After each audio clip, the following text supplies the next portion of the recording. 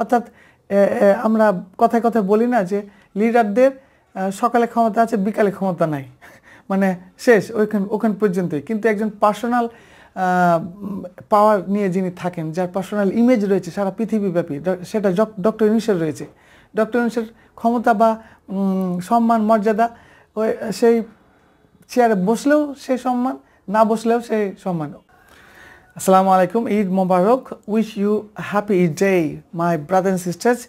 Today I'm going to talk you about Dr. Yunus.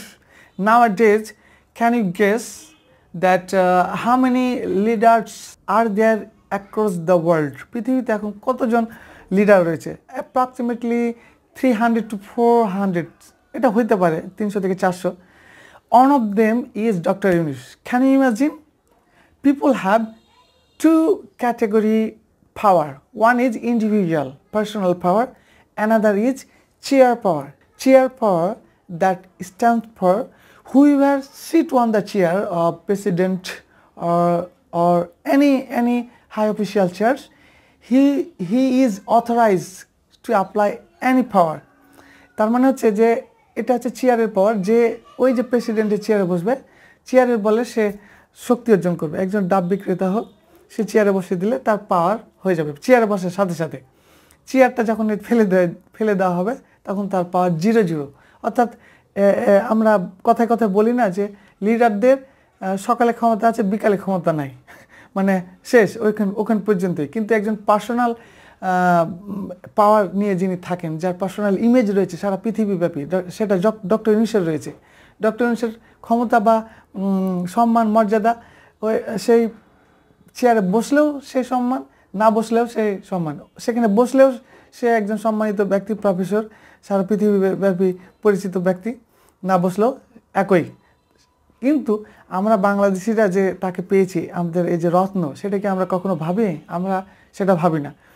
এখন এই সময় আমরা তাকে পেয়েছি, আমরা তাকে হাতছাড়া করতে চাই না। আমরা চাই যে সে আজীবন, প্রয়োজনে আমার আয়ু, আপনার আয়ু, সবার আয়ু দিয়ে তাকে আরও প্রয়োজনে 200 বছর রাখা হোক, যাতে এই বাংলাদেশটা উন্নত একটা স্টেজে যায়, আমাদের পরবর্তী প্রজন্ম জেনারেশন যাতে ভালো থাকে, সুস্থ থাকে।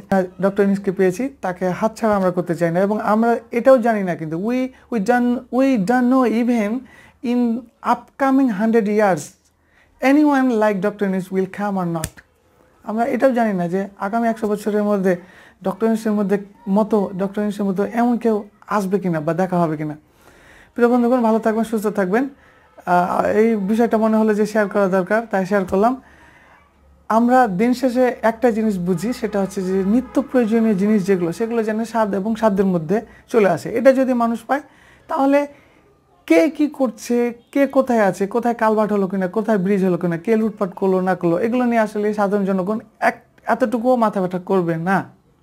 তাহলে যদি শুধু 3 বেলা ঠিকঠাকভাবে খেতে পারে, কম দরে ন্যায্য মূল্যে এবং একেবারে লো প্রাইসে যদি খাবার পায়, ফুড পায়, ডাল পায়, তেল পায়, তাহলে তাদের আর কোনো টেনশন থাকবে না। প্রিয় বন্ধুগণ, ভালো থাকবেন, সুস্থ থাকবেন।